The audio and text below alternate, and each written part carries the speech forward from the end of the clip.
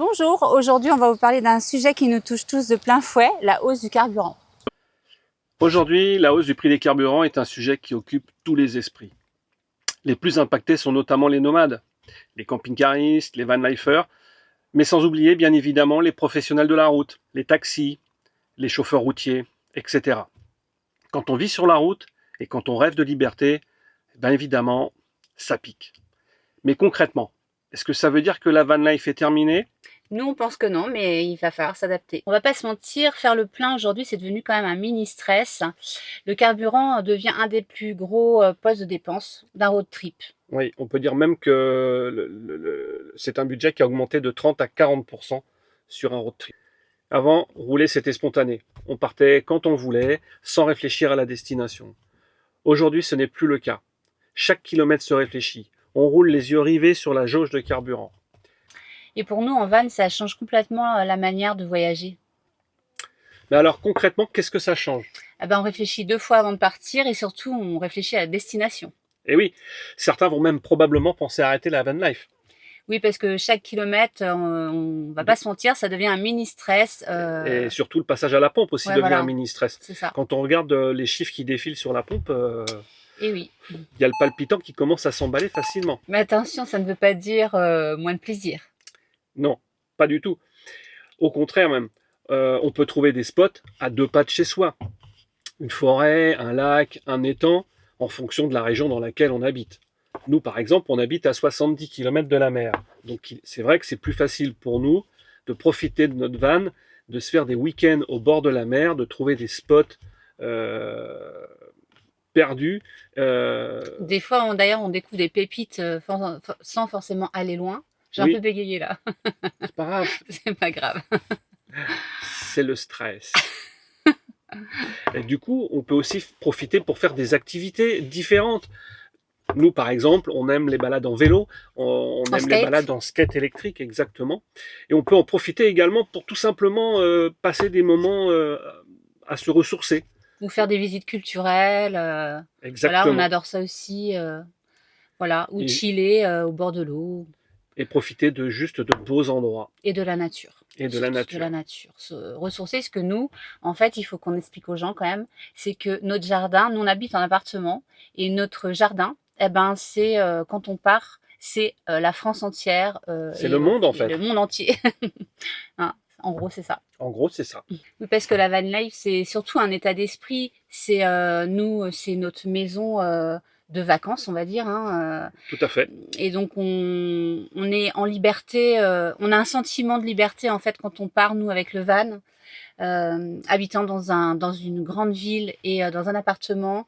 C'est vrai que quand on part, c'est vraiment tout de suite le sentiment de liberté qu'on ressent. Tout à fait. Le simple Euh, fait d'avoir les fesses dans le camion, comme j'aime à le dire, mm, tout de suite, ça procure un sentiment de liberté. Et du coup, il n'y a pas forcément besoin d'aller loin pour se sentir bien et pour profiter de la van life.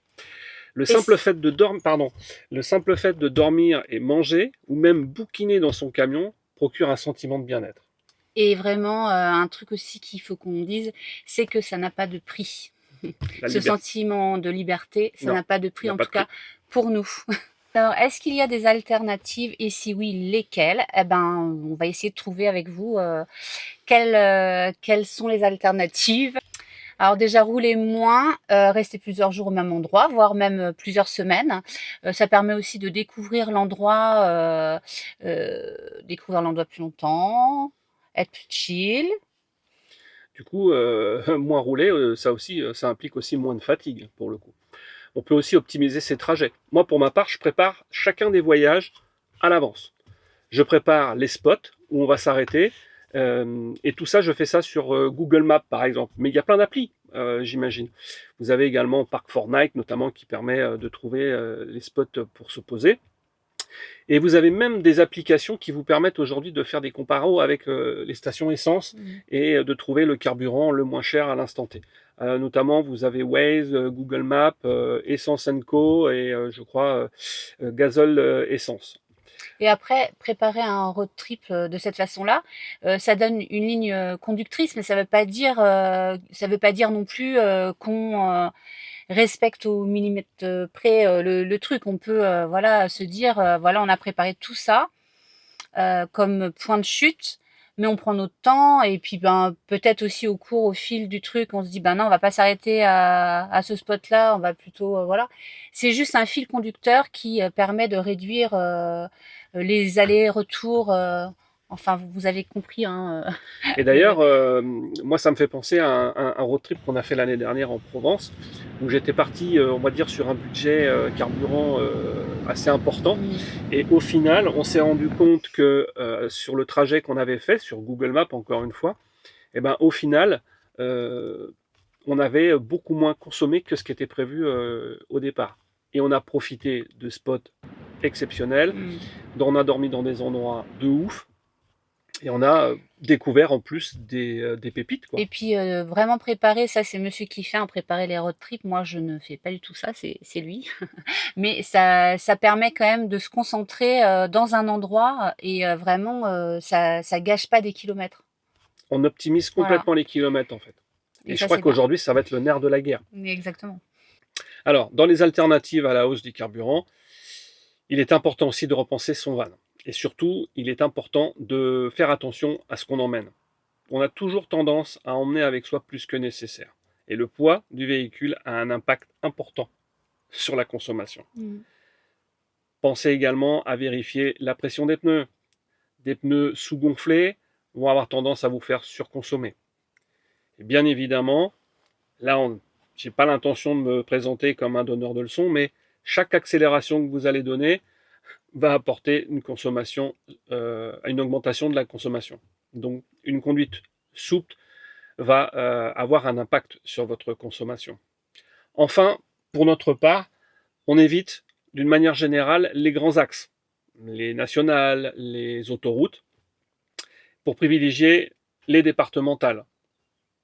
On va en plus de ce fait profiter de paysages plus sympas, plus bucoliques, entre guillemets, ce qui va même des fois provoquer des arrêts.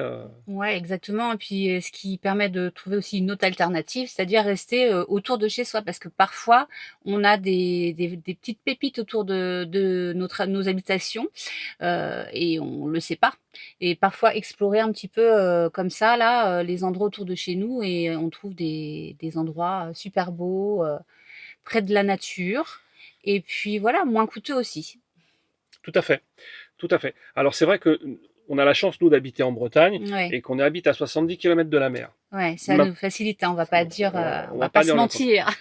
Maintenant, si on prend le cas de gens qui habiteraient en région parisienne, par exemple, il suffit de faire quelques kilomètres pour sortir de la capitale et se retrouver en province. Et je suis sûr profiter d'endroits très sympas autour d'un étang, aux abords d'une forêt encore, sans pour autant aller faire 300-400 Mmh. kilomètres. Oui, il y a vraiment des jolis coins autour de chez nous. C'est juste On ne pour prend pas le nous, temps de les découvrir. la van life, c'est partir loin, mais pas forcément. C'est, comme on dit encore, hein, on l'a déjà dit tout à l'heure, mais c'est vraiment un état d'esprit. Et donc, c'est peut-être pas loin de chez nous, mais proche de la nature. Et c'est aussi ça aussi, la van life. Ouais, la van life, c'est s'adapter aussi. Alors, une fois qu'on est posé sur un spot, nous, on utilise beaucoup le vélo, les skates électriques et aussi parfois les transports en commun. Ça permet d'aller dans le centre-ville sans déplacer le véhicule. Il faut vraiment trouver des solutions pour pas déplacer le véhicule. Tout le monde peut prendre le vélo, le skate pas forcément, parce qu'il faut savoir en faire, mais, mais bon, les transports en commun, il y en a autour de chaque ville, hein, il y a pas de souci pour trouver ça. Et comme on le disait en début de vidéo, c'est vrai qu'on disait tout à l'heure qu'il faut optimiser ses déplacements. Et là, en l'occurrence, le simple fait de poser le véhicule à un endroit stratégique, d'utiliser des moyens alternatifs tels que le vélo, comme on le disait, ou encore le skate électrique, puisque nous, c'est un petit peu notre dada, ça permet effectivement d'optimiser la consommation de carburant, tout simplement. Oui. Alors, pour les plus motivés, il y a une réflexion sur l'utilisation de véhicules hybrides ou encore de véhicules électriques. Maintenant, aujourd'hui, on ne va pas développer le sujet parce que déjà d'une, on n'est pas suffisamment compétent ou calé dans le domaine pour vous en parler. Ouais, on n'a pas assez fait de recherche On là-dessus n'a pas pour assez en de parler. recul pour en parler. Maintenant, on voit bien que l'utilisation de véhicules électriques devient un phénomène qui est grandissant. Moi, je suis encore un peu sceptique en ce qui concerne les fourgons ou encore les camping-cars, surtout les camping-cars qui sont des gros véhicules qui ont du poids, et aussi pour une question d'autonomie tout simplement. Mais encore une fois, voilà, on va vous laisser euh, faire votre réflexion là-dessus. N'hésitez pas, si vous le souhaitez, à nous mettre des commentaires dans la vidéo, justement, si vous avez des idées. En tout cas, ce qu'il faut retenir, c'est que cette hausse du carburant, elle nous permet quand même de revenir à l'essentiel de la van life. T'es Oui. d'accord? Consommer en allant moins loin, en Mm, roulant moins vite, mm. mieux profiter en faisant des activités. Encore une fois, hein, vélo, surf, ou lecture, ou Voilà. canoë-kayak. Voilà, voyager un petit peu autrement, en profitant aussi plus longtemps des spots dans lesquels on se pose. Donc voilà, ça aussi, c'est voir différemment un peu les choses. Ça me rappelle d'ailleurs, ça me rappelle un séjour qu'on a fait à Ménéam, pas à Ménéam, on était du côté d'Angers, sur les bords de la Maine.